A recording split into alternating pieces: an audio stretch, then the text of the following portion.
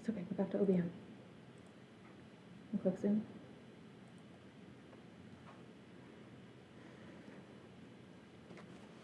It's still not live. Sorry everybody for the delay. Thank you for joining us this evening. My name is Grace Gailey. I'm here from the Japan Foundation New York and the Japanese Studies team. Thank you so much for joining us again. So tonight's lecture will be the first in a new online series titled Illuminating Japanese Studies, with a lecture series with former Japan Foundation Fellows. This series explores the world of Japanese studies with our former Japan Foundation Fellows. Since the program began in 1972, there have been more than 1,000 American recipients of this award. From pre-modern history to pop culture and everything in between, this series will show us what Japanese studies can teach us, not just about Japan, but about the world. If you're interested in fellowship funding opportunities, please find the links in the description box below this video. Today, we have invited Dr. Stephen Snyder to speak.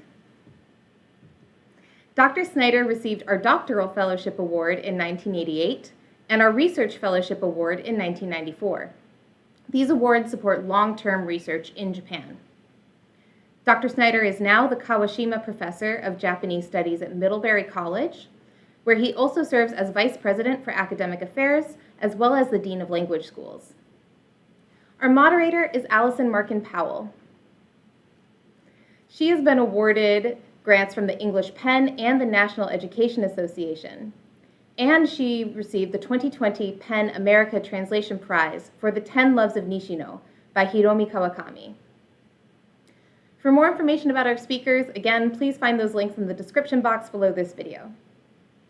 Today, we will learn about the world of translation through the lens of the 1994 Japanese novel Hisoyaka na Kesho by Yoko Ogawa. The English version of this novel was translated in 2019, or released in 2019, and translated by Dr. Snyder, and it's titled The Memory Police. The book was a finalist for the National Book Award for Translated Literature, as well as the International Booker Prize. So we will stream the lecture after this, and then immediately after the lecture, our speakers will have a one-on-one discussion, followed by a live question and answer session. If you have any questions, please submit them through the YouTube live chat box, which you should find again below this video.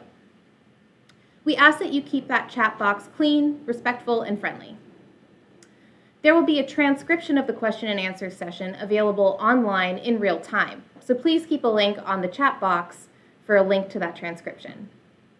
I'll return later for the question and answer session. In the meantime, I hope you enjoy the lecture.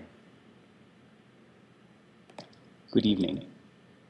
I'm Steve Snyder, and I'm enormously honored to be speaking to you as part of a series of talks by former recipients of a Japan Foundation Fellowship. And I'd like to begin by acknowledging the generous support of the Foundation, both to me personally and to the field of Japanese studies over many decades.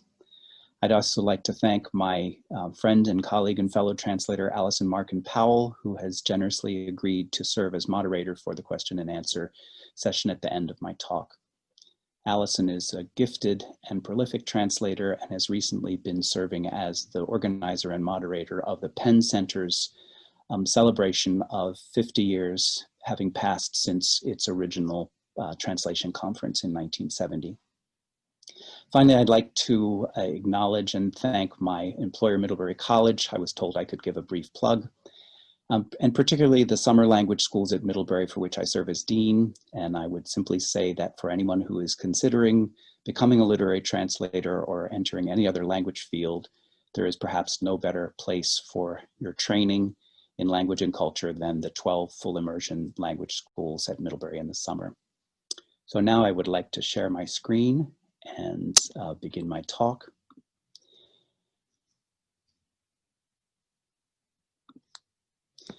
And I'd like to begin with this man, who some of you may recognize as Walter Benjamin, an enormously influential 20th century critic, and mention that in his famous and famously difficult essay, The Task of the Translator, Benjamin suggests that translations are what he calls a form of afterlife for an original work of art. Translations, he says, perhaps rather obviously, come after their originals and mark the later stage of a continued life. He also feels that the idea of an afterlife for a work of art should be regarded as entirely unmetaphorical and objective.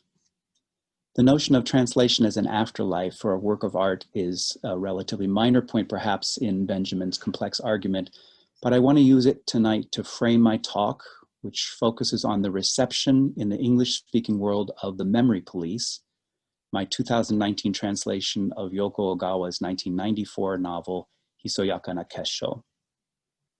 I want to examine the forces that shaped our understandings of Ogawa's novel in a contemporary world 25 years after the one in which she originally wrote it, and the very different set of meanings and interpretations that the novel took on in its English language afterlife.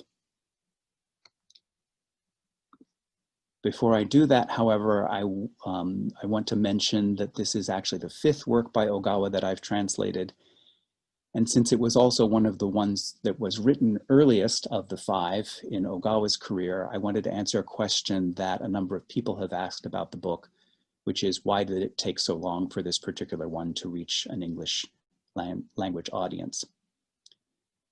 I would just say that the challenge of translating a writer with so many books by the time I started working on her oeuvre in 2000 was to decide which works should be translated first and in what order, and that decision was usually a negotiation between Yoko Ogawa herself, her agents, her publisher, and me.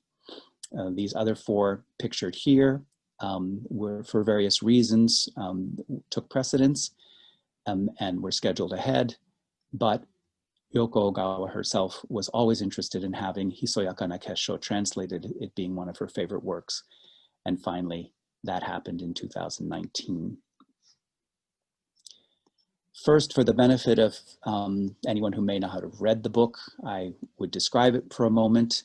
It's set on an unnamed island where an authoritarian regime has for some years been gradually but systematically causing the random disappearance of particular objects, hats, ribbons, birds, roses. The people on the island accept those disappearances. In fact, they participate in them, burning or discarding the designated objects, photographs, calendars, and then promptly forgetting that they ever existed. The novel is narrated by a young woman who is herself a novelist, and inevitably novels eventually disappear at some point in the narrative. The plot's driven by the fact that some few people in the population of this island cannot and do not forget and retain the memories of all the things that have been disappeared. And those who cannot forget are hunted down and taken away by the memory police, a shadowy and police force with unlimited power to search and seize and arrest anyone who resists the disappearances. The narrator's mother was one of those who could not forget, and she was taken away and died in custody some years before the start of the novel. And the narrator's editor, known only as R, is also unable to forget, and much of the action of the novel is driven by the fact that the narrator decides to hide her editor by building a secret room between the floors of her house.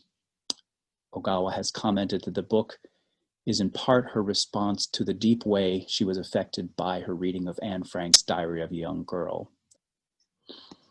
So let me turn to the reception of the book originally in 1994 for a moment. It was published in January of 1994, and on February 28th, Oe Kenzaburo wrote this review of Hisoyaka na Kessho in the Asahi Shimbun, and I would like to thank Kyono Yuhei of the Asahi for sending me the review in a time when lockdown made it difficult for me to get to the library. Oe had served on the Akutagawa Prize Committee that awarded Japan's top literary prize to Ogawa in 1990. And of course, later that year, he himself would be awarded the Nobel Prize for Literature.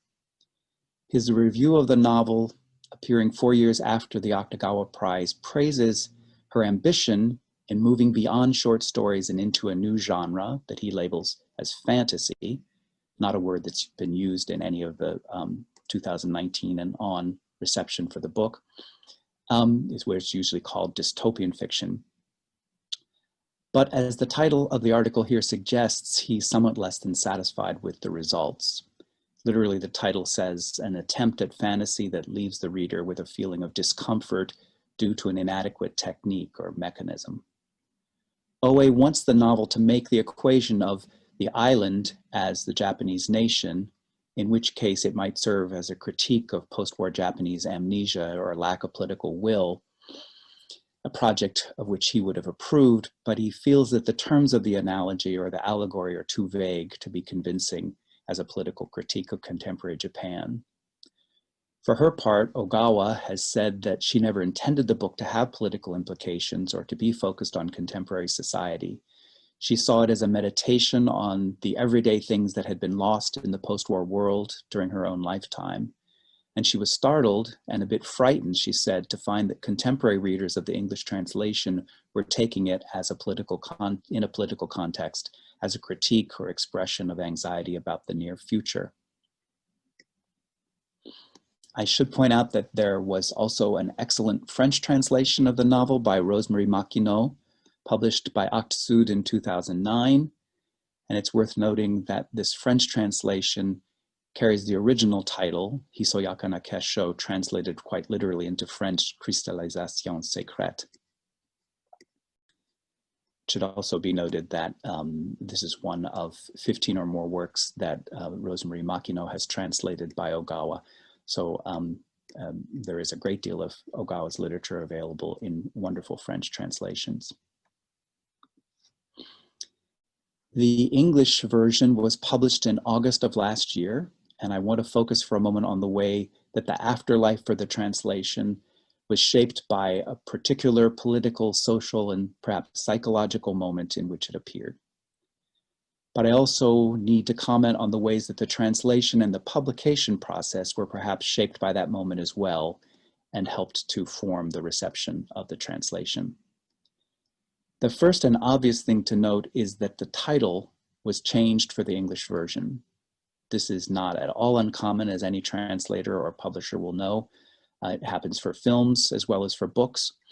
When things move across cultural boundaries, often the title is the first thing to change rather radically to fit into the new cultural context. I would say that approximately half of the novels that I've translated appeared under their original title or literal translations of their original title, and the rest had been radically altered before they reached the English shelves. But this change to the memory police from secret crystallization, which would be a much more literal translation, is perhaps particularly noteworthy since there's a great deal of semantic and affective distance between those two titles, Secret Crystals and Memory Police. The decision to use the title Memory Police was partly mine and partly that of the editors and publishers.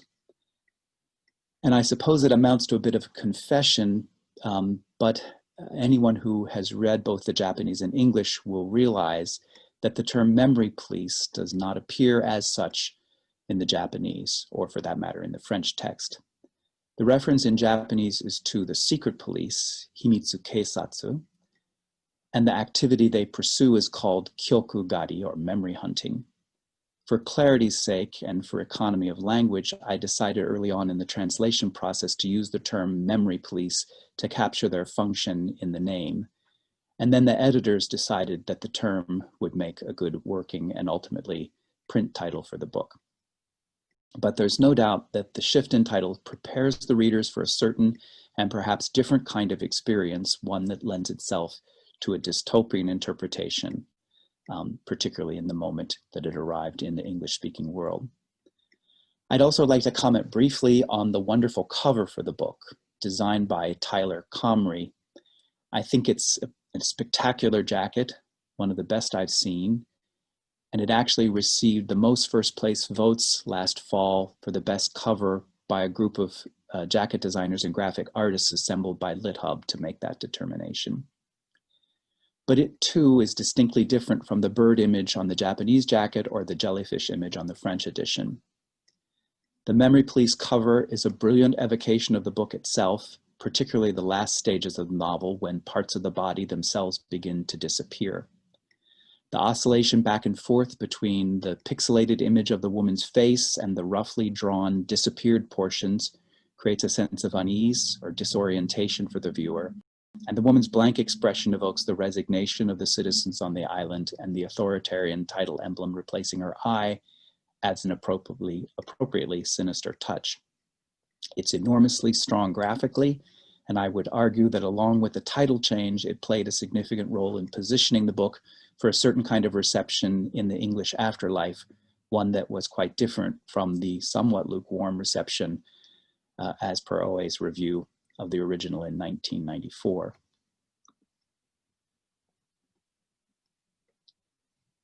So here I'd pause for a moment to reiterate that the memory police in English arrived in a very different kind of world than the one in which Secret Crystals appeared originally. And I guess I would simply add that this reception, its afterlife, was shaped in part by the change of the title in The Powerful Jacket, but of even greater importance was the fact that it landed, perhaps particularly in the English-speaking world, one of enormous uncertainty and cognitive dissonance. The message, the allegory of the memory police, of a world where people are being forced to forget the fundamental components of their daily lives, clearly seems particularly resonant in an environment of alternate facts and charges of fake news, when many of us feared that passive acceptance of a patently false funhouse reality was a precursor to worse forms of authoritarianism and oblivion in the near future. And I'm speaking here of the fall of 2019. And indeed, when the first reviews of the book began to appear, many of them made reference to the prescience of the novel, and they even commented on the strangeness of the fact that it had originally been published 25 years earlier. Wired magazine named Memory Police its book of the month for August, calling it a book that speaks uncannily to the age of the internet, even while acknowledging that there was barely any internet in 1994 when the novel first appeared. The Wire editors point out that in 2019, the book was, quote, proving irresistible to American critics who hail the novel's relevance in a time of pervasive doublespeak and gaslighting, end quote. It seems almost incomprehensible that the editors of Wired, which has prided itself on being beyond the technological horizon to our near future consistently throughout its publication, should have chosen a 25-year-old novel as its, quote, must read for the late 2019, but the choice begins to play the role, quite self-consciously, of reshaping the novel for its afterlife and a whole new set of meanings it would take on. One of the first reviews in The Guardian came out on the date of publication of the novel, August 23rd, 2019. The Guardian's reviewer, Madeline Tien, points out that even though the novel was published in 1994, it, quote, reaches English language readers in 2019 as if sent from the future. And so begins the narrative that the novel isn't about the past, but very much about our potential futures. Motoko Rich wrote a profile in the New York Times that same month and makes a similar point. She says that, quote, although The Memory Police was first released in Japan in 1994, the novel is particularly resonant now at a time of rising authoritarianism across the globe, end quote. And Time magazine named The Memory Police one of its must-read books of 2019, saying that, quote, though The Memory Police was first published in Japanese in 1994, it is eerily prescient in an era of big data, dissipating privacy, and the surveillance state, end quote. Clearly, the nature and contours of the afterlife for the Memory Police took shape in the reviews such as these and several dozen others in the fall of 2019. Perhaps Gia Tolentino, writing for The New Yorker, put it most eloquently when she said, quote, I thought then about non-magical disappearances. We are often unable to conceptualize the true magnitude of certain inevitable losses. Even when regularly confronted with the most concrete and urgent sort of reality, that we have less than a year and a half before the planet's climate is irreversibly headed toward catastrophe, for example, we tend, like the people in Ogawa's novel, to forget. It's possible to see all of this attention culminating in the Memory Police being named as a finalist for the National Book Award in their newly revived category of translated fiction. And here I would point out that the power of the cover, among all these other good covers, has convinced the graphic artists for the National Book Award to inflate the size of the Memory Police. As an aside, a personal aside, I would say that completely out of keeping with the dystopian nature of the novel, I was pretty impressed by the head-turning experience of attending a black tie dinner at the awards ceremony for the National Book Award. And this is a selfie taken with John Waters, who was presenting one of the awards that evening. But it also seems to me that this narrative is only one half of the story of the afterlife that Memory Police has enjoyed in English, since the events of the last 6 months overtook the earlier reception of the novel and offered a whole different set of potential meanings that did not escape the notice of critics and readers alike.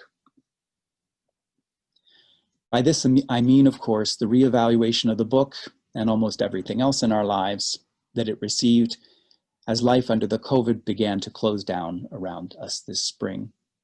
Joshua Keating wrote in Slate on March 20th of this year, quote, if you had told me just 10 days earlier, when despite growing concern about the virus, I had thought nothing of taking Amtrak to attend a friend's wedding, that this many things and people would disappear from my daily life in less than 2 weeks, it would have been hard to believe.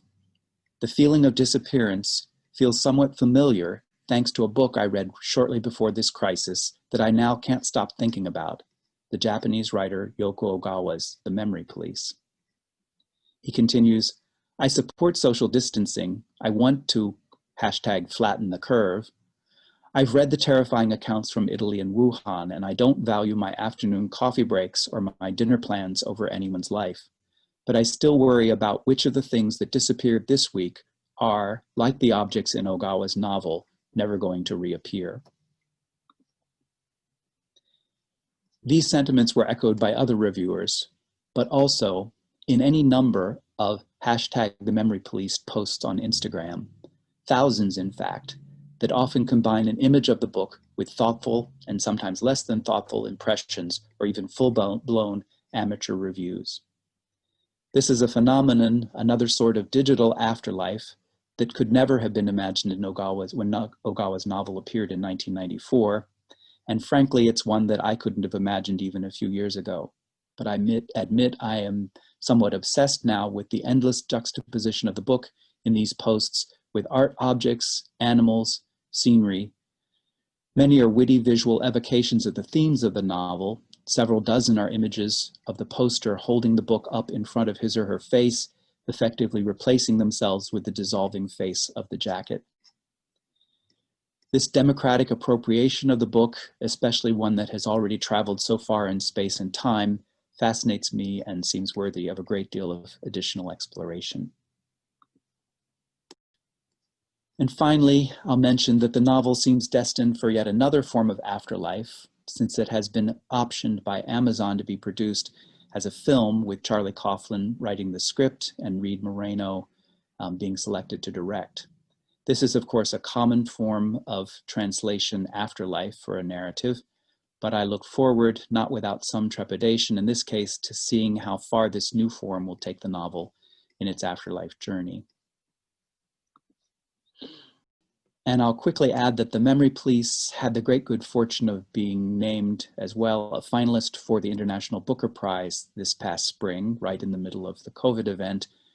But that experience, right down to the awards ceremony in August, unfolded completely in the Zoom world and was disembodied and two-dimensional compared to the pre-COVID National Book Award Gala. And I'd like to conclude my talk this evening by expanding this tight focus on The Memory Police to incorporate some of the many other Japanese writers whose works are enjoying attention and an afterlife in English translation. It's an enormous pleasure to see how many writers and their excellent translators are finding commercial publishers, being widely and positively reviewed, and winning awards for their efforts. I think we would all acknowledge the role that the phenomenal global popularity of Murakami Haruki has played in encouraging the current boom in Japanese literature and translation, but at the same time, it's wonderful to see how each of these writers has established his or her, most often her, own voice and found readers based on their unique genius. These all are enjoying an afterlife, and the way that these works appear and land in the English-speaking world is different from their original valence in Japanese culture, but it's extraordinary to see them becoming global Japanese fiction. So to mention just a few of them, Tawada Yoko, of course, whose novel The Emissary, translated by the wonderful Margaret Mitsutani, won the National Book Award for Translated Literature for 2018. And Oyamada Hiroko's novel, The Factory, expertly translated by David Boyd. Ono Masatsugu's The Lion's Cross Point, translated by Angus Turville, and Kawakami Mieko's Breasts and Eggs, translated by Sam Bett and David Boyd, which has been receiving a tremendous amount of positive attention in the past few months. Murata Sayaka's best-selling Convenience Store Woman, also translated by Ginny Tapley Takemori, and a novel by one of my favorite writers, Kawakami Hiromi, Her Strange Weather in Tokyo, brilliantly translated by Alison Markin Powell. I would note as an aside that it was fun to put these slides together because all of them have spectacularly good covers being created for Japanese fiction and translation. And two more, Minae Mizumura's astoundingly good Inheritance for Mother, translated by Juliet Winters Carpenter, and finally Tokyo Ueno Station by Yu Midi, translated by Morgan Giles. This one gives me particular pleasure since I had the honor of doing the first English translation of Yu Midi's work and have a great personal and professional respect for all that she's achieved. And it's particularly gratifying that Tokyo Ueno Station has only recently been named a finalist for the National Book Award, meaning that a Japanese woman writer has been named as a finalist in each of the 3 years since the revival of the award, with one winner and counting. I would simply close by saying that the experience of translating Ogawa Yoko's The Memory Police, and then watching it as it took on a shifting and evolving set of meanings and interpretations, has given me an appreciation for the power of translation to extend, and I hope expand, the significance of a work of art. A new cultural context and a new generation can activate new forms of significance for a writer's work. And I'm sure that all of us who translate feel that it's one of the more gratifying aspects of what we do that we can help facilitate that process. Thank you.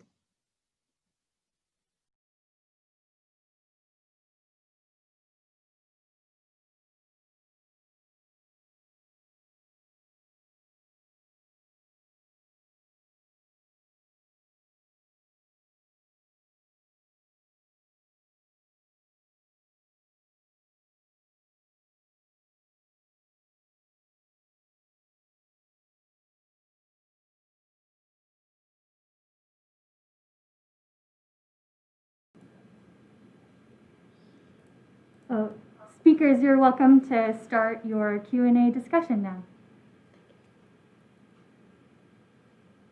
All right. Well, thank you so much, Steve, for that wonderful lecture and rumination on The Memory Police and Yoko Ogawa's works, as well as so many recent books that have appeared in English translation. And I mean, it just touches upon so many of the things that you and I talk about whenever we see each other or speak with each other. And it's just, to me, a source of endless fascination. So I guess I think the first and perhaps most obvious question for me to start with is, has Hisoyaka no Kesho had another afterlife of its own in Japan after your translation appeared and was nominated for the National Book Award in the United States and the Booker International in the UK? Well, let me just say how delighted I am that you've agreed to join us this evening. I'll say that Allison and I have had many conversations among ourselves, but also occasionally on camera about these issues, and it's a pleasure to continue them this evening. I certainly don't know anybody who is even vaguely as knowledgeable about Allison when it comes to translating and publishing Japanese fiction, and I have a lot to learn from her this evening.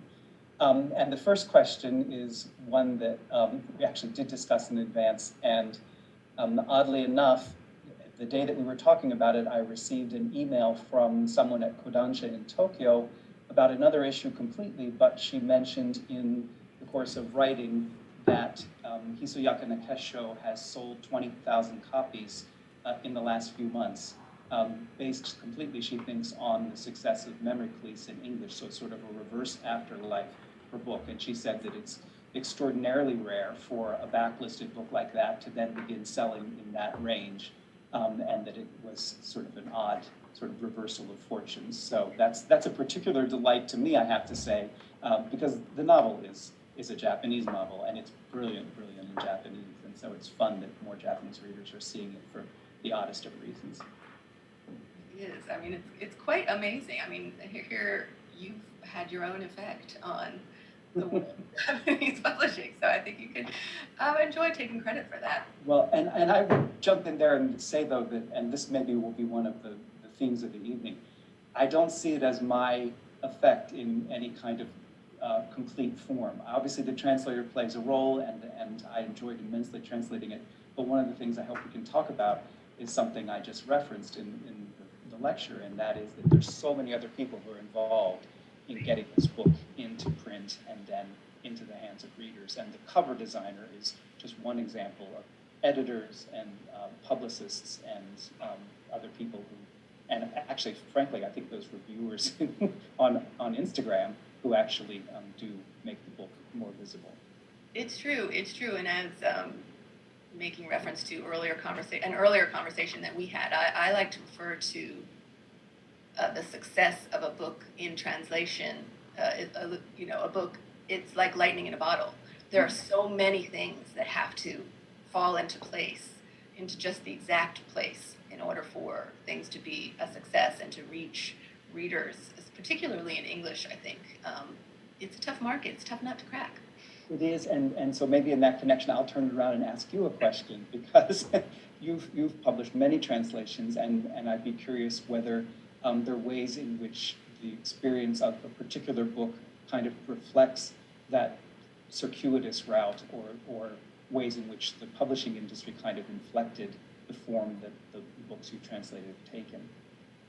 Well, thank you for asking. I think that what you're referring to is my translation of Kawakami Hiromi's Sensei no Kaban, which I translated and was published in the United States first. I believe it appeared in 2012, and it was translated with the literal title, The Briefcase. And it's just so interesting, the way that it sort of reflects what you addressed in your talk about the briefcase. I mean, Sensei no Kaban is, already you have to sort of adjust the title because it doesn't have sensei in it. But the briefcase, Sensei no Kaban in Japanese is kind of an opaque title, and so then translating it into the briefcase, it was.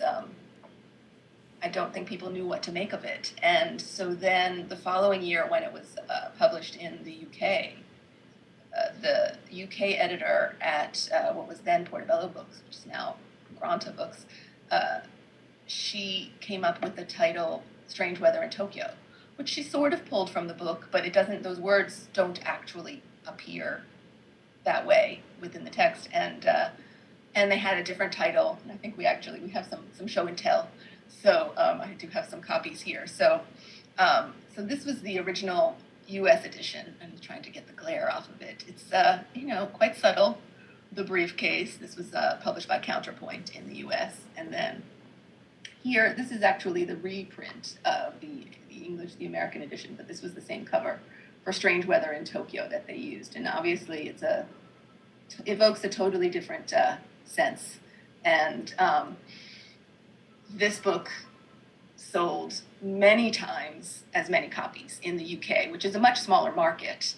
And they were both versions of it were nominated for a prize, but eventually, about 5 years after the first one, the American publisher decided to reprint and to use the UK title and the cover. And I think within the first 6 months that it was in print, it sold as many copies as it had in the first 5 years. So obviously, it grabs people in a different way. And it's like you were talking about the Memory Police, that title versus Secret Crystals. It sets the reader up. I mean, I find that a really interesting concept, the way that it sets the reader up for, different expectations. Right. A certain set of meanings, a certain set of readings. No, but I think it's fascinating the differences between the domestic titling and jacket design and the way that that's then recreated in the foreign market. And Sensei no Kaban is an absolutely beautiful title. And even the original cover was very consistent with the feel of that. But for various reasons, and we could talk about the nature of who reads books and how they're marketed and how they're sold.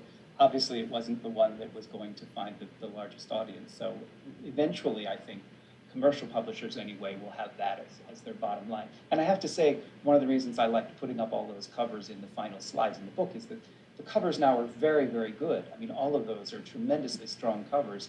And again, I, in some ways, attribute this or credit this back to Chip Kidd, having taken enormous care with the Murakami covers and those becoming kind of a thing in themselves.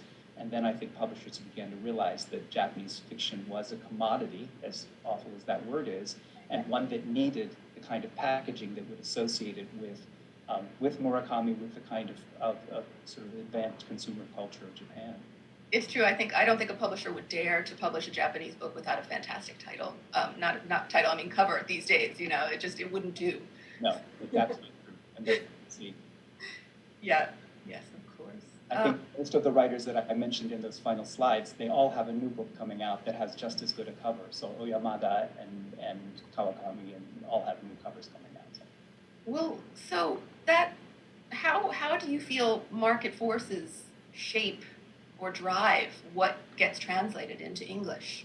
And sort of as a follow-up to that, how does it map onto what's selling well or what gets attention in Japan? I suspect you know a lot more about this subject than I do, so please feel free to jump in. But it is something I've been interested in for a long time. We both know that winning a prize in Japan will often have identify a book as something that a publisher around the world is interested in. A lot of this happens at the Frankfurt Book Fair, where the agents and the foreign agents and the localized agents for Japanese fiction gather with international agents and sell their titles. And those are the books they push, tend to be the Akutagawa Prize winners and the Naoki Prize winners, things that they think have traction in Japan. Or conversely, things that have been made into successful films in Japan. And so that too can drive these kinds of deals. But it's really a very convoluted process in the sense that it isn't clear always that something that's successful in Japan will work in other markets, particularly the English-speaking market. And I've been asked to translate a number of novels now, many novels I'll say, that I looked at and realized that either I couldn't make the translation work in a way that would attract English language readers, or the novel just wasn't designed for that. And it has something to do, I think, with this argument that I made about Murakami Haruki and Minai Mizumura in an article that was published in LitHub. But I think that the more a novel is embedded in the original culture, the more it makes reference to complex cultural concepts, not just material objects, but sort of things about the culture that are fundamental to an understanding of it, the less easy it is to sort of move across international lines. So there is Murakami has often been criticized in Japan for being lacking in sort of fundamental connection to Japanese culture, but I think that's precisely what makes his storylines so exportable. And to a certain extent, I think you could say the same thing about Ogawa Yoko.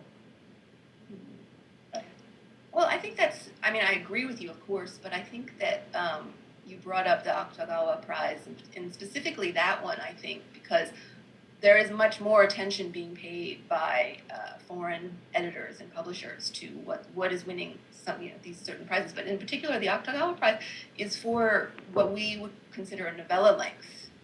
And for, I guess for many years, that was not really feasible for introducing a published, for publishing, a book length novel in English. People wanted something a bit meatier. So, you can even see with The Diving Pool, which was the first volume of Ogawa's work that appeared, it had to be combined in order to make it. It's really, I think that's a sales consideration. But then you have the success of a book like Convenience Store Woman, which was an Akutagawa Prize winner. That it was precisely the ease with which you could just sort of pull it off of the shelf and like sit down and read it. So in one sitting almost. And that's what I find, because I've been working with a writer who won the Naoki Prize. Her name is Nishi Kaneko, and her Naoki Prize winning book is many times as long as those books. As an Akutagawa, it's 700 to 900 pages depending on which edition it is, and it's much more difficult to find a publisher. So we have this sort of competing market forces, I think, that we're talking about. So. I find that totally fascinating, and they're kind of these polarized impulses, it seems to me, in Japanese fiction. There's always been the value placed on the short story, and from the beginning, Japanese fiction has, I think, excelled in short form. And as you say, Akutagawa prizes have valorized this notion of barely novella length, more an extended short story, which has prevented the publication without some sort of adaptation in foreign markets. But on the other hand, you have many writers now who are writing longer and longer, these enormous novels, and Murakami Haruki is certainly one of them, but Murakami Ryu has written these gargantuan novels, Abe Kazushige, many others, Minai Mizumura, these very, very substantial novels that are challenging to translate and obviously challenging to publish. And while many of them have found success, it's also true, exactly what you said, that these short forms have now suddenly become publishable and actually attractive to readers. And I think that maybe is a phenomenon of cell phone fiction and phone novels that we read on our devices that can be shorter. You're not buying a physical object. I have a former student who works in Japan now, or had worked for Amazon, developing exactly that kind of project, working with writers for short novels, very short novels that would be basically delivered only digitally, but which are very consumable. They can be read on the train. The American readers are becoming attracted to the same kind of fiction. Well, that leads into a sort of a related topic of genre when we're talking about. I was interested in your talk just now about it may just be shifting of what we, categorization, what we call it, but the way that Oe described Hisoyaka no Kesho when it came out as fantasy, and what now we call it dystopian. Do you think that's more appropriate? Yeah, that's a good question, and I'm not sure. I think the term fantasy has kind of taken on a different meaning in time, and I'm not sure whether Oe himself would still call it that kind of novel. But I think the whole question of genre around these issues and what genres get published and what genres are exportable and which aren't is an interesting one. And again, I think it's something you know more about than I do. But my sort of most recent example is when the Ogawa collection Revenge came out. The original title of that novel is Kamoku na Shigai Midara na Tomurai, which means silent corpse, lewd funeral. And there's no mention of revenge in the title, and it's a collection of interwoven short stories, 9 of them, and I would say maybe 5 have a revenge theme in them. But interestingly, the French title, they chose the title Triste Revanche, which means sad revenge. And when they were looking for a title at Picador for the collection, they chose the French title, which can happen, as opposed to the Japanese title. And then they made the further decision that there is a very strong subgenre market in the US for horror. Mm-hmm. And so if you look at the cover of that novel, I have it here somewhere, they have sort of a slasher script to write the title, and the book was marketed as participating in the horror genre. And it actually won the Shirley Jackson Prize that year. So there is this this sort of repositioning, generic repositioning of works around questions like that, if a publisher thinks that they can gain an advantage in the general market. But obviously, science fiction, horror, these are kinds of things that have a big market, and anything that would fit in would maybe be attractive. I mean, I found that, there are certain, Kawakami Hiromi, as an example, she writes within, she switches genres in Japanese quite easily, and her readership accepts that in Japan. But I wouldn't say that her readers in English necessarily embrace, her, not as many forms, different, forms have been published in English because the editors aren't necessarily embracing it. But it sounds like, do you think that Japanese writers have that flexibility, either in Japan or in translation, that they're able to flex? I do. I think many Japanese writers, probably more so than writers in other literary traditions, will switch genres very, very with great alacrity, without missing a beat, so to speak. And the examples that I can think of, Ogawa, for instance, herself, has written something like The Housekeeper and the Professor, which is sort of math novel with very, very sweet and reassuring themes. And another novel that I see kind of as very similar in structure and content in certain ways, but is the opposite, the obverse, is terribly dark, like Hotel Iris. And she can move from something like The Memory Police to her more recent books, which really are fantasy in some ways. So I think she's very broad in terms of tone and genre.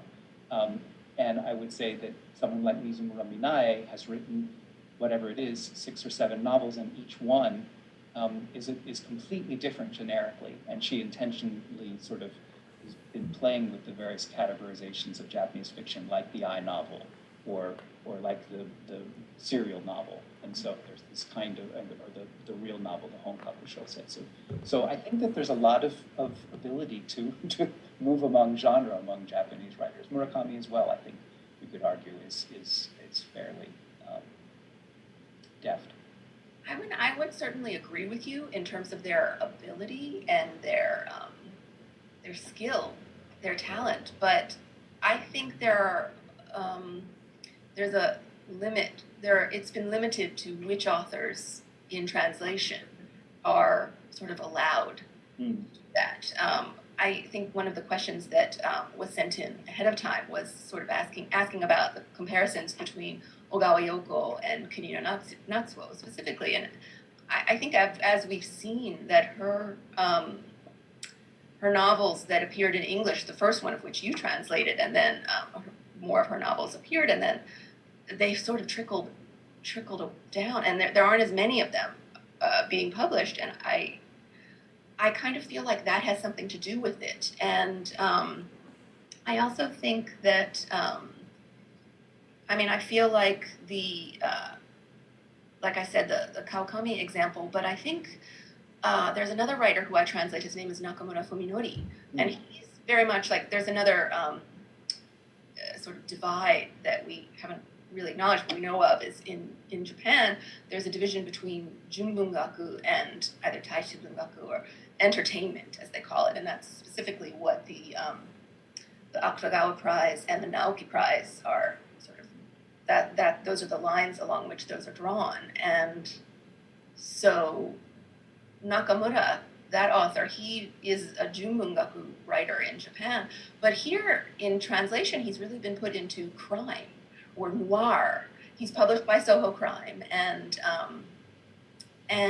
so it has definitely shaped the audience that he has. And so, again, as we're talking about market forces and how books find their readership, so. No, I think that's really fascinating. And to go back to Kirino for a moment, I feel a little bit almost guilty in a way. She herself has always identified herself very firmly in the entertainment camp, and she explicitly says her books are entertainment. But when Out was published, it was maybe not intentionally, Kodansha International published it, but it was immediately received as a mystery. because it is a police procedural in some ways, and it was always in the mystery sections on the bookshelves in America for years. It's sold immensely well over the years. But you're absolutely right. I think she was kind of pigeonholed, even though her work is much broader than that. She was kind of pigeonholed as a mystery writer, and when the books didn't deliver on that set of expectations, she hasn't sold nearly as well or been as broadly perceived subsequent books. So I think it is a matter of how books are put into a generic mold. Yeah, it can be arbitrary, I think. Yep. So. I think so too. Um, I was just going to say very quickly, I was going to say that the mystery thing is, or the crime fiction thing is very interesting. The Nakamura Fuminori example. I was asked by a small sub-imprint of a major publisher that after the huge success of The Girl with the Dragon Tattoo, went looking for global crime fiction.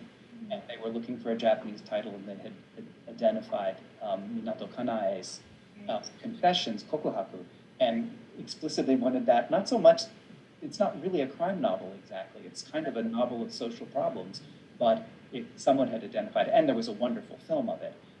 But they put it in that list, and it was, again, marketed, I think, unsuccessfully. It was a much more interesting novel than simply crime fiction.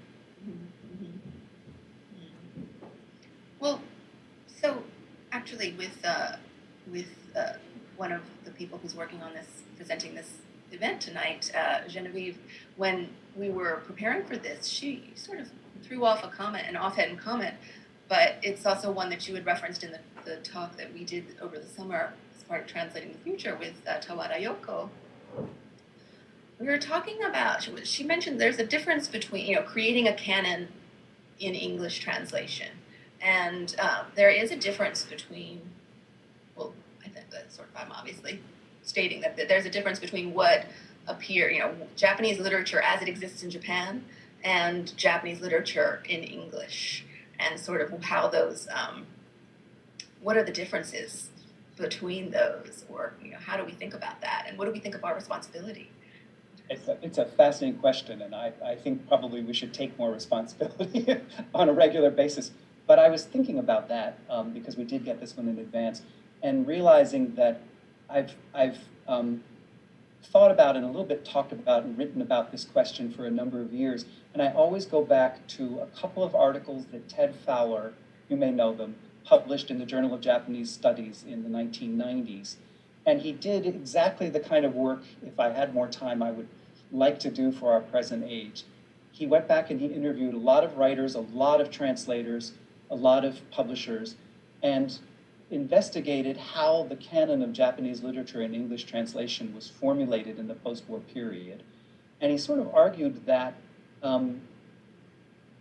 there was a conscious attempt, maybe subconscious on some people's part, but a conscious attempt to reposition Japan in the post-war period from being a bellicose, samurai-based culture that had been our enemy in World War II to our sudden ally in the 50s and 60s in the wake of the Korean War. And Japan had to be refashioned. And what they did was they selected certain kinds of Japanese literature and translated them and marketed them to create this much more aestheticized, softer view of Japan. And so it was people like the generation of my teachers, Edwin McClellan and Donald Keene and Edward Seidensticker, who picked these books by the big writers of the period, Kawabata Yasunari and Tanizaki Junichiro and Mishima Yukio. And that became the canon of Japanese literature in English translation. And it was quite different from the canon of Japanese literature in Japan, which includes humorous novels and a much broader range of books. And I think that Fowler incredibly well sort of describes that process. What's interesting to me is the way that changed in the age of Murakami Haruki and afterwards, where it's a much broader, more commercialized process. That was controlled by a few editors at Knopf who all knew each other, and they kind of pushed this agenda. It's all over the board now, and I'd love to hear from you what you think of how that gets shaped now and what it is that we're actually creating in the canon now. Well, I agree. I think you made all those those are excellent points, and I think there has been a shift in terms of the gatekeepers. And if we're talking about the shift from the the academics sort of determining what they want to teach and the books that they want to have in translation in order to teach to American or to English, speakers of English languages and of the English language. And so I think there's been a bit of a shift in terms of it's definitely more market driven. I mean, I myself am a professional literary translator who's not an academic, and I came at this through publishing because I knew that I wasn't going to be on that track. So I decided to sort of see how it works, see how, who are the people who are making the decisions within the trade publishing houses. And so, like you said, with the advent of and the success of Murakami and Knopf's success publishing him, and I know obviously there's a whole book that's just recently come out by David Kadashima about who we're reading when we're talking about the shift from Kodansha and Kodansha International to Knopf and the New Yorker and who's really presenting that. So I do think that there's been a shift and there are more voices involved, I think, that get to be involved, and there are different ways of sort of pushing in. So No, I think it's a wonderful development, I have to say, because maybe it was ending as I was beginning to translate, but it was pretty much only academics who were thought to have the credentials to do this, and probably also who had the time to do it, because it was, it wasn't exactly admired as a critical practice or a research practice, but it was at least allowed. And so many of the people, again, in my teacher's generation, but even in my own generation, some of us translated. But once it became kind of a commercial project, then you get people with, I think, finer skills as writers. And the people now who are doing this, many of whom are not academics anymore, I think are much better able to find the right books to translate and to create sort of books that are readily readable, not to denigrate the great translations of 60s, but it is exciting to say, and again, that was what I was trying to suggest in those final slides. It's tremendously exciting to see all the work that's being done now, and mostly by people who aren't career academics. Well, I know that we could keep talking and talking and talking, but I'm hoping that perhaps there are some questions that we can take from the audience.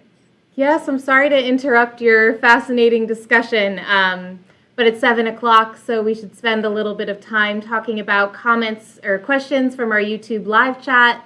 And if you want to continue to contribute comments or questions, we're still here, so please feel free to use that chat box. So diving right into it, if I may. So starting off with our first question from YouTube Live. It's easy to see how a radically changed social context influenced the public perception of this novel. In the translation process itself, did themes, images, or expressions assume a more contemporary form? I wouldn't say that was the case. It's a good question. And I'm just trying to recreate my process as I was working on this book. And I actually did begin it, I think, more than 5 years ago. Partly I work much more slowly now that I have a couple of different day jobs. And also, it took a long time actually from the time I finished it for it to see print in the publishing process. And so that I wasn't, how shall I put this delicately? We weren't quite in the same political situation we're in now when I was sort of formulating the language of this book. I would say it was before 2016 that I got a good start on the translation. So that I wasn't consciously trying to modernize it. I think it's quite a timeless book for anyone who's read it. It feels as though it's kind of extracted from any contemporary time. And I think that's in some ways what makes it more resonant, is that it actually feels like it could be any time and it may be ours. I mean, I happen to be working on a book project right now. The book is called Lady Joker, and the author's name is Takamura Kaoru, and it was actually published in 1997 in Japan, and it takes place several years earlier. It's set in the early 90s, and so it's a co-translation with with Marie Ida, and we're working really hard at, we're very mindful of not modernizing it, of making sure that it's, it fits that time and space, and particularly like technology is something that is a challenge, I think, because you have to sort of think back to what devices looked like in the 90s. Yeah. They were big. They were big and clunky. Thank you. So let me move on then swiftly to the next question. We have, to what extent have Japanese authors made the effort to engage changing reception or even adopt that reception? So, for example, Ogawa's hesitation on political subtexts. Oh gosh, it's hard for me to impugn thoughts and feelings to Japanese writers. Maybe I'll just put this in very generic terms, and I'd love Allison's thoughts on this.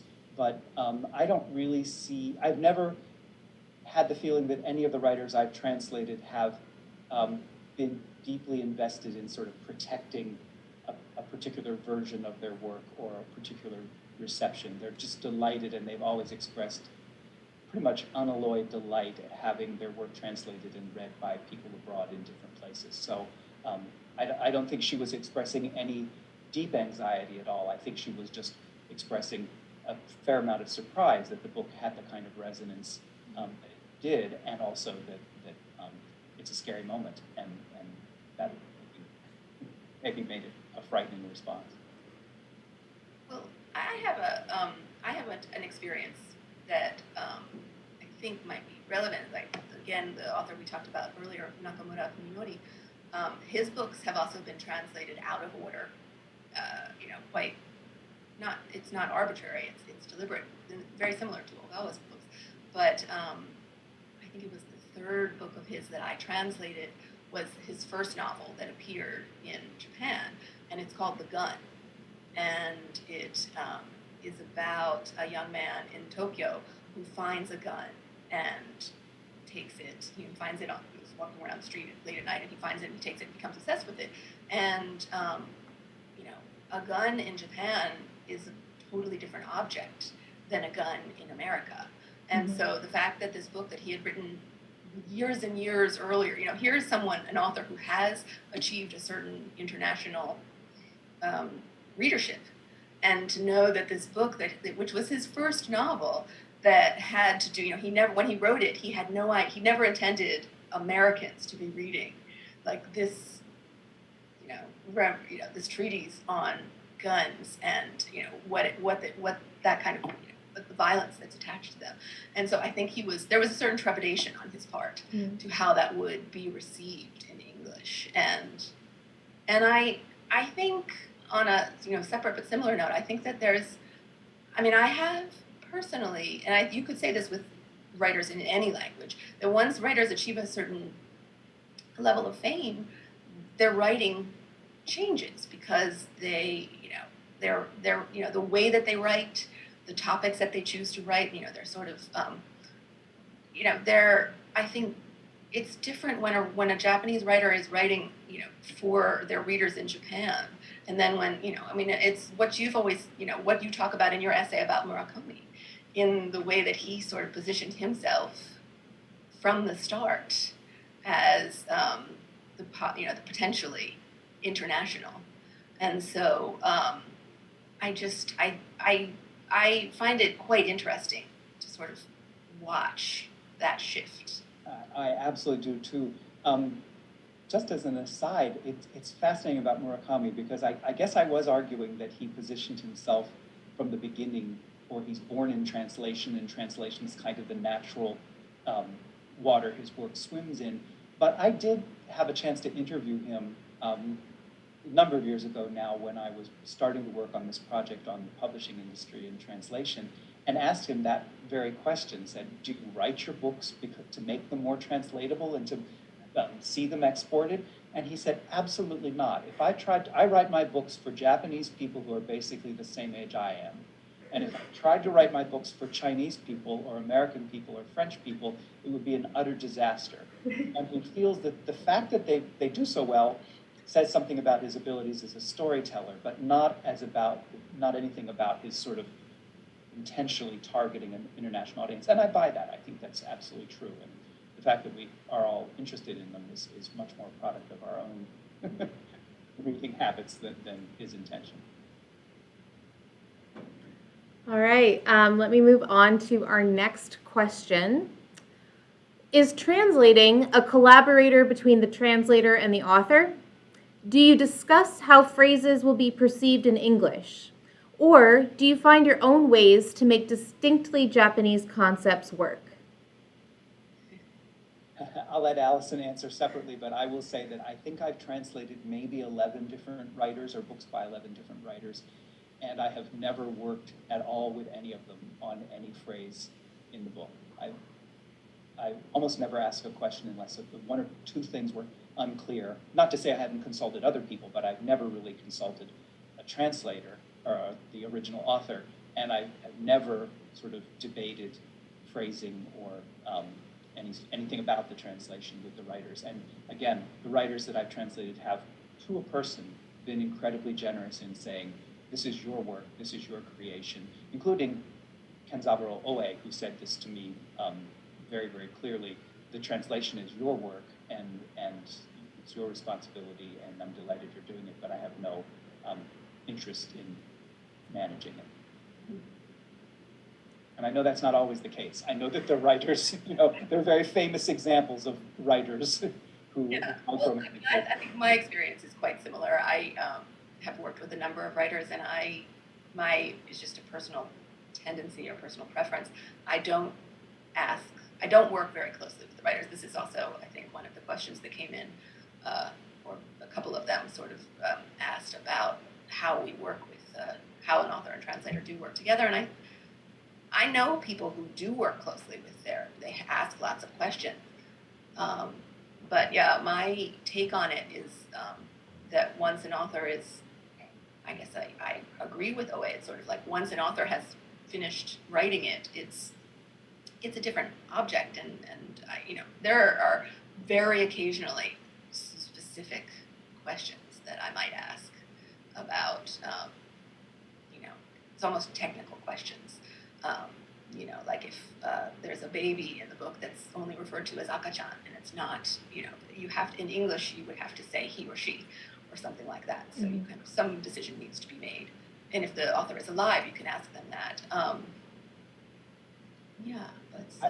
I remember just one question I actually asked of a writer, and it was when I was translating Murakami Ryu's Coin Locker Babies, and there was an image of a bird on a wire, birds on a wire. In Japanese, there's no distinction. And so I went back and said, just for the visual image, were you thinking of a bird or a flock of birds? And he said, I have no idea. So I made my choice. but I think that's fairly typical of any author, is that, as Allison just said, they put the book out there in the world and it takes on a life of their own, which is deeply related, I think, to Benjamin's sort of notion of the afterlife.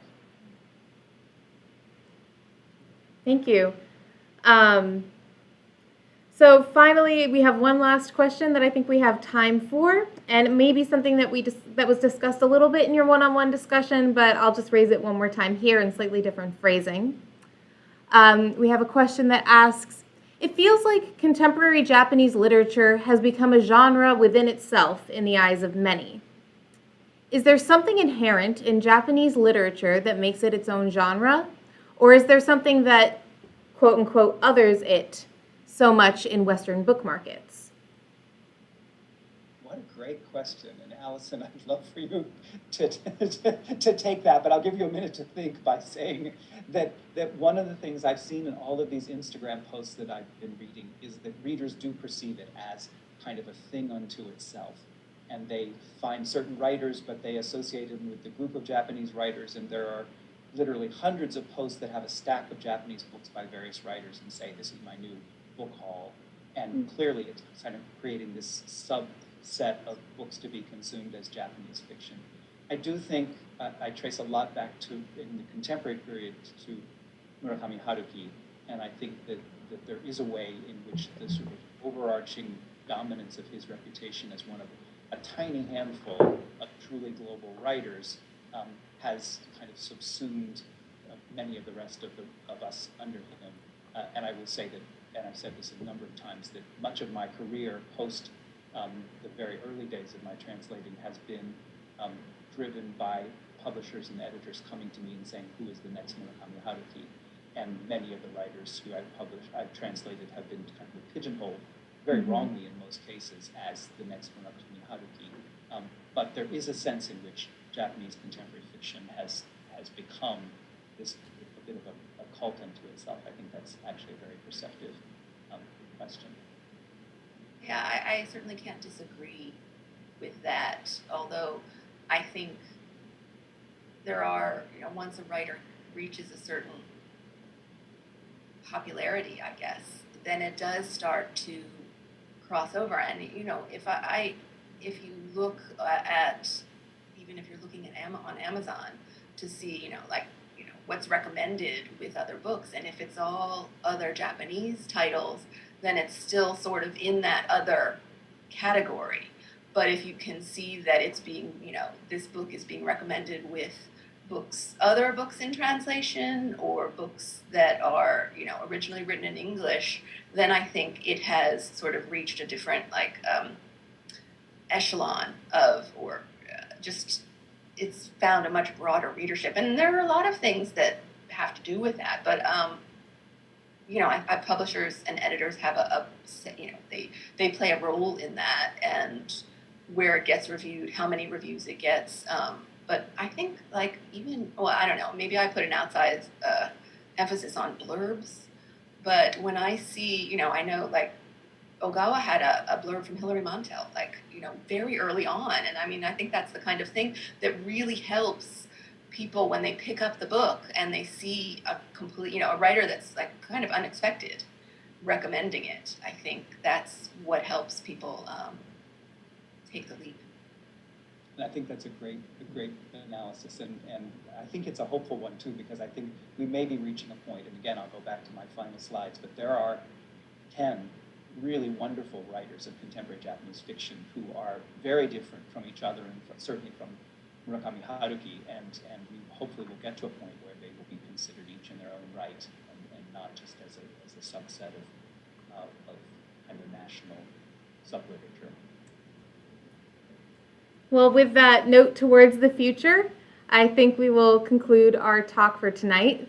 Thank you again, both of you, so much for your time and for your comments. We really, truly appreciate it, and I hope that our live audience, you found this fascinating. I'll just close off by saying, if you are a PhD student or scholar and you're interested in traveling to Japan for research in 2021 or 2022, I hope you will consider applying for our fellowship programs. Those links can be found below. We also have a series of interviews with more of our former fellowship recipients that can be found right here on our YouTube channel. Last but not least, we're going to ask that you complete a short questionnaire about your impressions of tonight's event. That can be found, the link to that can be found in the YouTube live chat box. And finally, if you're interested in reading more about our speakers or the articles that Dr. Snyder mentioned in his lecture, those can also be found in the discussion box or the description box below. Thank you all again so much for joining us today. Stay safe, and I hope you'll join us again soon. Thank you, and thank you to the Japan Foundation. Thanks.